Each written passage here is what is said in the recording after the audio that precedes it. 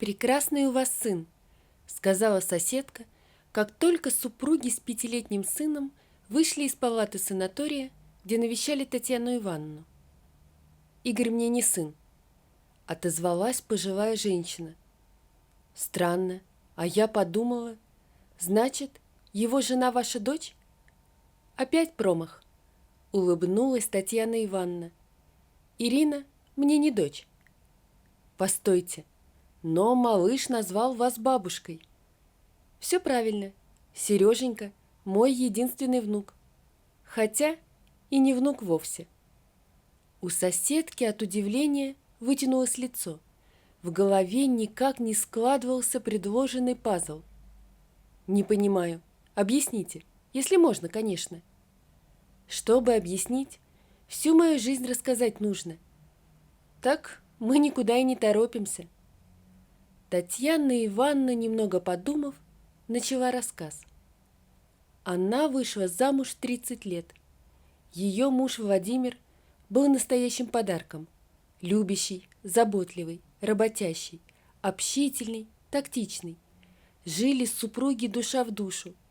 Когда Татьяна забеременела, счастливее пары не было на всем белом свете. Сын Сережа родился в срок, здоровенький, удивительно спокойный. Мальчик почти не плакал. Когда был голодным, смешно морщил носик и начинал кряхтеть. И пока рос, не создавал родителям никаких проблем. Учился легко, занимался спортом.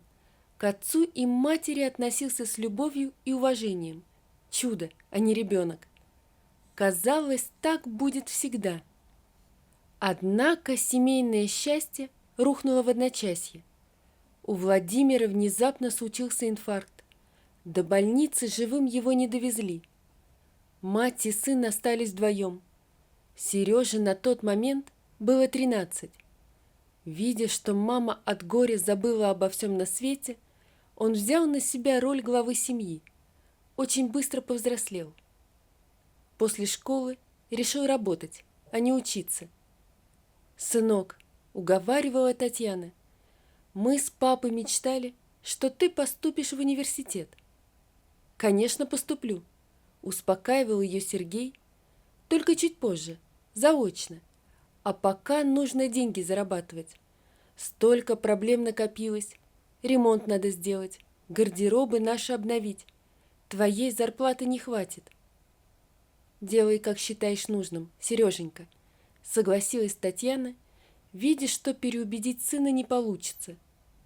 «Только обещай, что высшее образование ты обязательно получишь». «Обещаю, мамуль». Сергей обнял маму. «Не волнуйся, все будет хорошо». Слово свое Сергей сдержал. К 30 годам стал юрисконсультом крупной компании. Купил квартиру недалеко от матери. Хотел переехать, но Татьяна уговорила сына остаться. «Пока ты сам по себе, поживи у меня, а женишься, переедешь. Не представляю, как я тут одна». И Сергей остался. Правда, квартиру свою обустроил. Сделал хороший ремонт, купил мебель, бытовую технику, но и все остальное по мелочи. Иногда ночевал там, уединялся, если была нужда. И да, приводил девушек. Свою половинку специально Сергей не искал, но был уверен, встретит ее обязательно. А еще верил, что сердце его не обманет. Так и произошло, совершенно случайно. Сергей ехал на работу, застрял в пробке. Хлынул проливной дождь. На остановке стояла девушка без зонтика. В несколько секунд она промокла до нитки.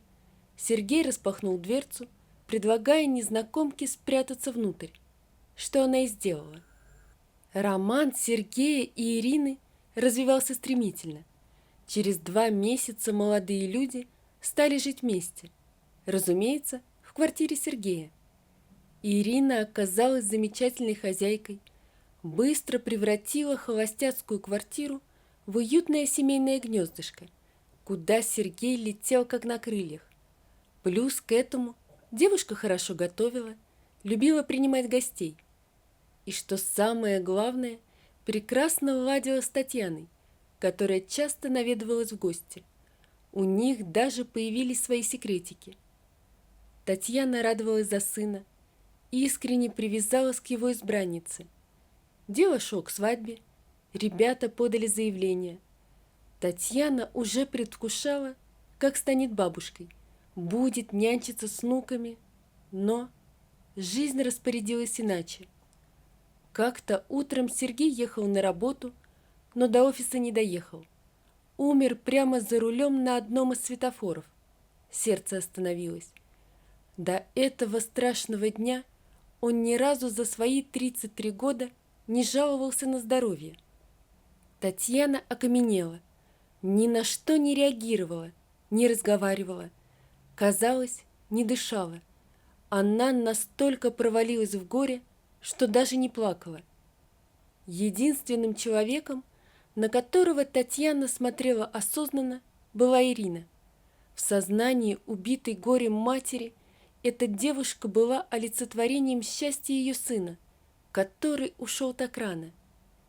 Только Ирина могла уговорить Татьяну выпить чашку чая, проглотить хоть какой-нибудь кусочек, просто умыться. И хотя девушка страдала ничуть не меньше, она, собрав волю в кулак, делала все, чтобы вернуть маму Сергея к жизни. Даже жить перебралась к Татьяне, чтобы не оставлять ее одну слишком надолго. Прошло около 2 лет. Медленно, очень медленно Татьяна приходила в себя. Ирина по-прежнему была рядом. Чтобы как-то расширить круг общения Татьяны, она познакомила ее со своими родителями. Те оказались отзывчивыми людьми, которые тоже любили Сергея, надеялись, что он станет их зятем, отцом внуков. Не случилось. Поэтому к Татьяне, его матери, они отнеслись очень сердечно. Летом вывозили к себе на дачу, старались как-то отвлечь, поддержать. Постепенно Татьяна стала практически членом семьи. Жизнь берет свое. Ирина познакомилась с молодым человеком. У них завязались отношения. Как сказать об этом Татьяне? Поймет ли она? Сможет ли принять? Ирина не знала. Тянула до последнего. И лишь когда ей сделали предложение, обо всем рассказала. Татьяна внимательно выслушала несостоявшуюся невестку, обняла и произнесла: «Живи, моя девочка, будь счастлива. Думаю, Сергей рад, что ты, несмотря ни на что, нашла свое счастье». «Спасибо», – прошептала Ирина и залилась слезами. «Не плачь, милая».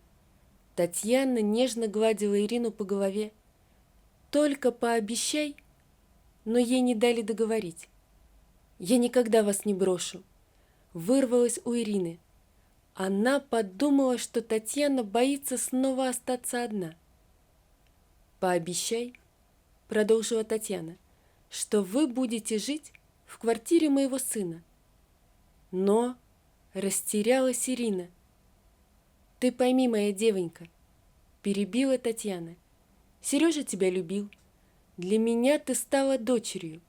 Я так мечтала, что дом моего сына наполнится детским смехом. И Сережа этого хотел. Пусть так и будет. Прошу тебя».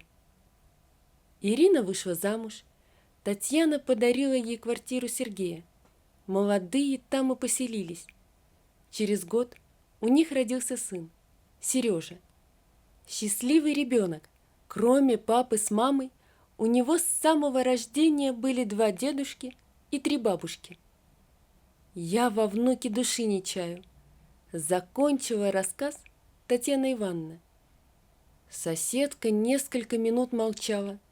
Видно было, что история жизни Татьяны Ивановны никак не укладывается в ее голове.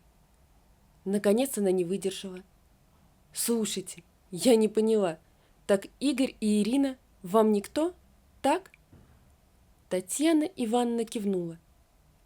«А вы подарили им квартиру?» «Не им, а Ирочке». «Большую квартиру?» 2 комнаты. Татьяна Ивановна четко отвечала на вопросы, не думая о том, почему эта женщина их задает. И у нее хватило наглости принять такой подарок? Да она вас просто развела, мошенница. В каком смысле?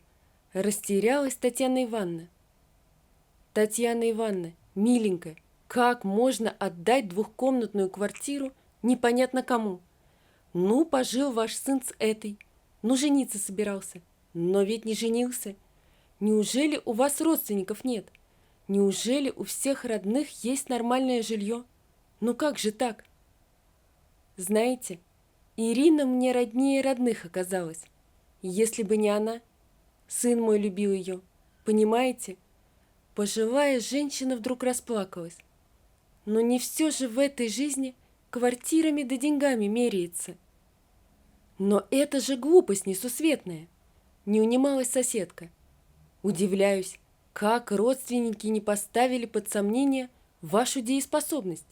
Я бы ни за что подобного не допустила и ни одного квадратного метра чужим людям не отдала. Зря я вам рассказала. Тихо сказала Татьяна Ивановна. Вам меня не понять. Вот такая история, друзья. Напишите, пожалуйста, что вы думаете об этой истории. Не забудьте подписаться на канал и поставить лайк. Всего вам доброго. До свидания.